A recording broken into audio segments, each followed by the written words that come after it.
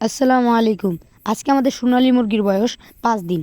সাধারণত ৫ দিন এবং ৬ দিনের মধ্যেই রানীক্ষেতের ভ্যাকসিনটি করতে হয়। রানীক্ষেতের ভ্যাকসিনটি খুব গুরুত্বপূর্ণ, যেজন্য আমরা রিস্ক নিতে চাচ্ছি না। যার কারণে আমরা ৫ম দিনেই ভ্যাকসিনটি করার সিদ্ধান্ত নিয়েছি। ভ্যাকসিন এটা খুবই গুরুত্বপূর্ণ। এটাতে অবহেলা করলে খুব বড় সমস্যার সম্মুখীন হতে হবে। তাই আমরা আজকে এই ভ্যাকসিনটি করে দেব ইনশাআল্লাহ। ভ্যাকসিনটি যেহেতু বড়ি আকারে থাকে, সেজন্য আমাদেরকে ভ্যাকসিনটি গলিয়ে নিতে হবে। সেজন্য পানির ড্রপার থেকে পানি নিয়ে আমরা সিরিঞ্জ করে ভ্যাকসিনটির মধ্যে দিয়ে দিলাম। পানি দেওয়ার কিছুক্ষণের মধ্যে ভ্যাকসিনটি গলে পানি হয়ে যাবে। এখন এই ভ্যাকসিনটি আমরা পানির ড্রপারের মধ্যে ভরে নিব। তারপর প্রত্যেকটা মুরগিকে এক চোখে এক ফোঁটা করে দিয়ে দিব। এখন আপনারা দেখতে পারবেন কিভাবে প্রত্যেকটা মুরগিকে আমরা ভ্যাকসিন করে দিই। আমরা যেহেতু দ্বিতীয়বারের মতন খামারে মুরগি উঠিয়েছি, সেহেতু সর্বপ্রথম থেকে শেষ পর্যন্ত সকল আপডেট আমরা এই চ্যানেলে দিয়ে থাকবো।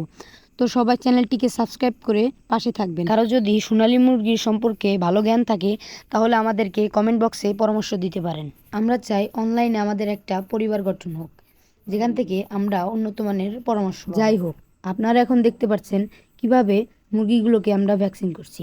মাঝখানে একটা বোর্ড দিয়েছি, যেন ভ্যাকসিন করা এবং ভ্যাকসিন ছাড়া মুরগিগুলোকে আমরা আলাদা করে রাখতে পারি। যেহেতু এই ৫ দিন আমরা আমাদের মুরগিগুলোকে ব্রুডিং করেছি, সেহেতু আমাদের মুরগির থাকার জায়গায় আমরা পেপার ব্যবহার করেছি। ভ্যাকসিন করার পর আমরা মুরগিগুলোকে তুষের উপর ছেড়ে দিই, যেন মুরগিগুলো সুস্থ থাকে। সকলে ভালো থাকবেন। আসসালামু আলাইকুম।